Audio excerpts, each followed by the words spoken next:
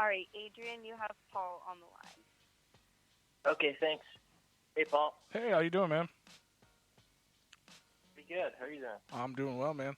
I guess first of all, I just want to say thank you and welcome to Replicon Radio.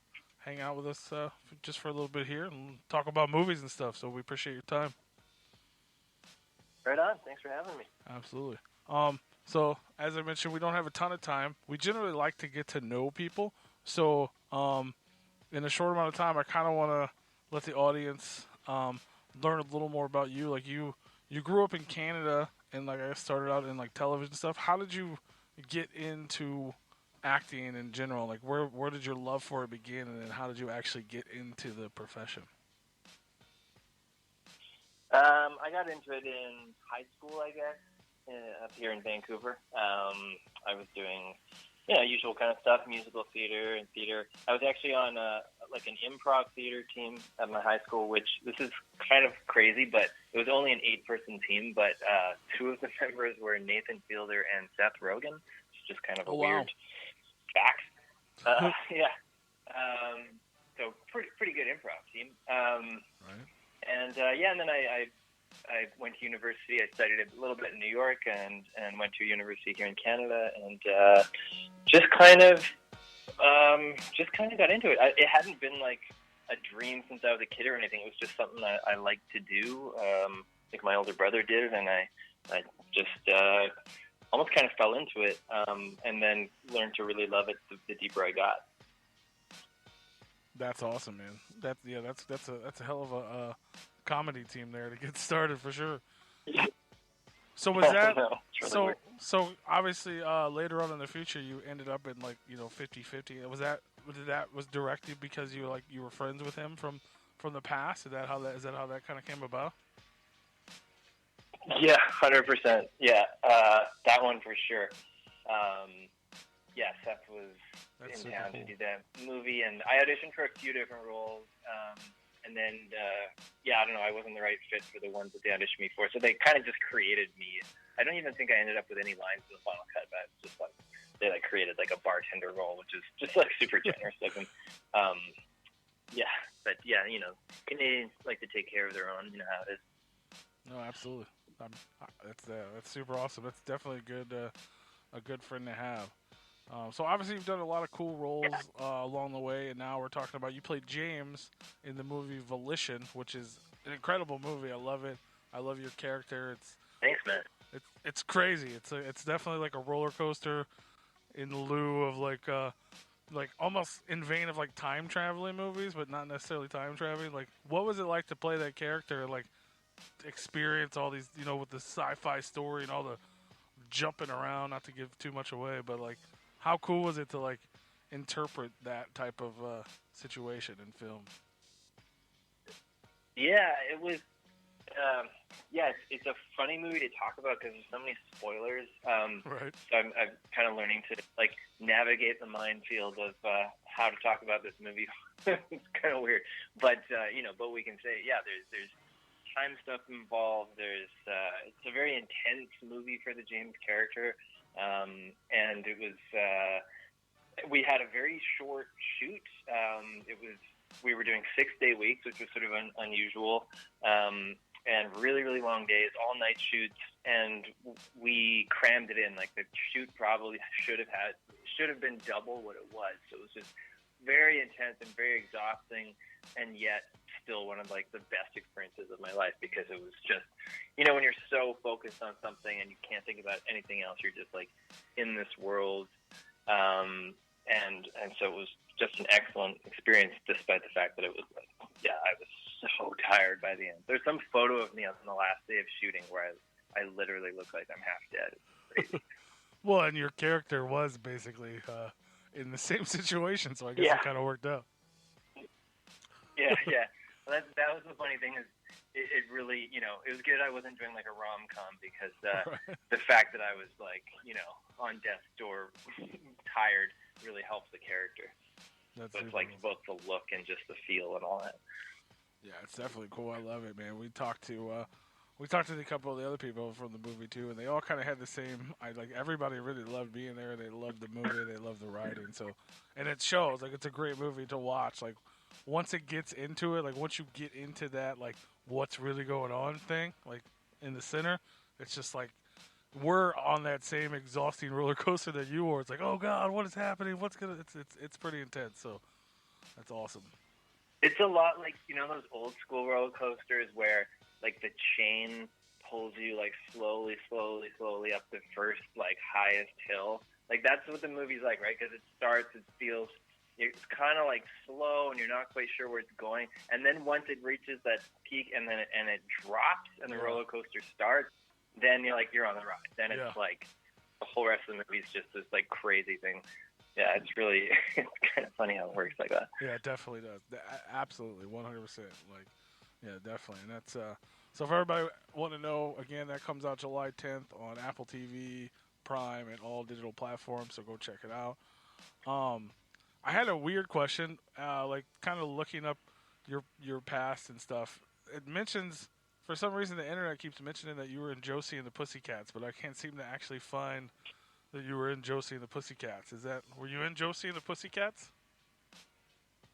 Yeah, I was. It's just like a really small part. There's, actually, now that I think about it, I think they didn't end up keeping our little scene in the final cut. Now that I think about it, it was just like when me and another guy were like two big fans who were like in the audience, and they like cut to us like wondering like when is the show gonna start. It was like a pretty dumb little role, but I don't even think they kept it in. So yeah, it was just one of those weird little like that. I always try to ask weird stuff because I'm sure people want to talk about The Revenant and Leonardo DiCaprio movies and stuff with you, but I'm like, no, Josie's dope. So I was like, where's he at? Yeah, that Josie, movie? man. That's awesome. Well, definitely, man. While I have you, though, I do a lot of stuff. We do a lot of musical guests and stuff, so I wanted to talk to you a little bit about the Fugitives. You're actually a member of a really popular like folk band. Tell us a little more about that and how you got started with that whole thing. Yeah, I've been I do music like the whole other side of my career. I do like solo stuff as Adrian Glynn, and then the Fugitives. It's been a going concern for probably like 15 years. I joined the band in 2009, and now me and the founding member Brendan McLeod, we're kind of like the center of the band. So we write all the songs. We kind of like run the show.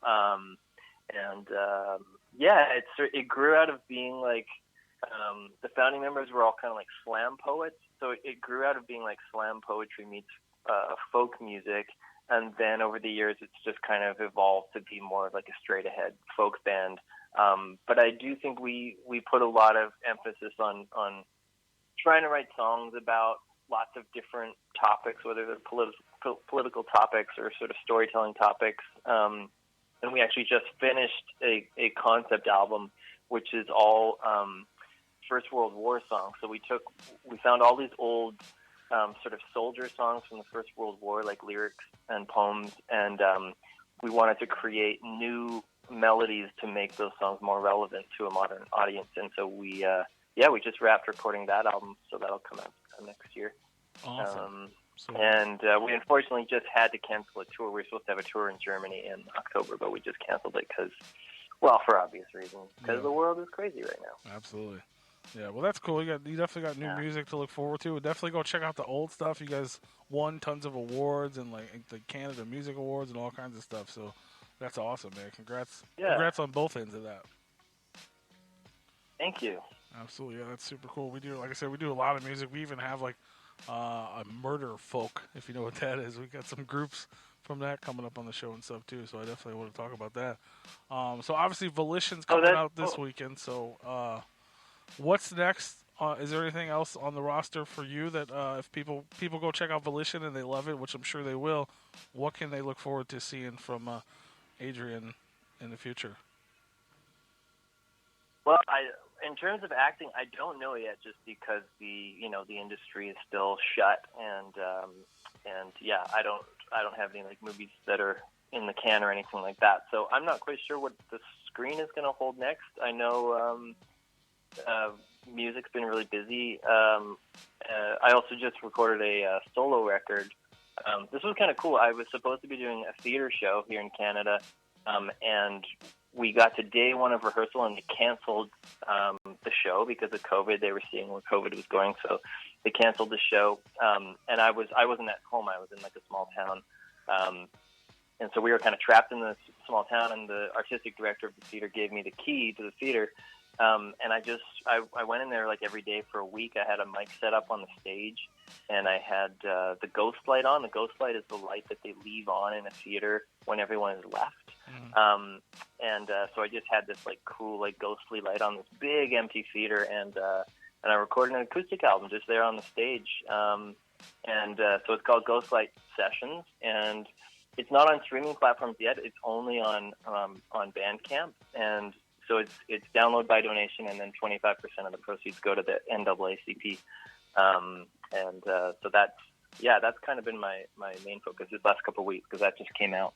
Wow, that's super awesome. Yeah. So it's on. Is it Bandcamp just under Adrian McMorran or? Oh, Adrian Glynn is my music name. So GLYNN. All right. Yeah. So there you go. Check it out on Bandcamp. That's awesome, man. That's super cool. I'm glad I definitely asked about the music. So yeah. It's called Ghost Light Sessions. Well, Ghost Light Sessions, yeah. Awesome. Yeah, and if you play tunes on I can send you stuff or whatever. Yeah, that'd be awesome, man. Absolutely. Yeah, we'll play it. We'll share it. We'll let people know about it for sure. Yeah, we do a ton of music stuff. So just hit us up. Replicon Radio, man. But right on. Awesome. So yeah, man. Well, thank you for hanging out with us. Everybody, go check out Volition, July 10th, Apple TV, Prime, and all digital platforms. And thank you again, Adrian, for hanging out with us, man. We appreciate it. Thanks, Paul. It's my pleasure. All right, man. Have a good day. You too. Thanks. All right. Bye. Yeah. Boom. There you go. We're going to do a little outro on this one. So definitely go check it out, man. That was super cool. I always hate that we have time limits on these big actor movies and stuff, but that's just how the industry works, y'all. So definitely go check out Volition, Apple TV, Prime Video, and other digital platforms. July 10th, 2020. I pulled up my notes.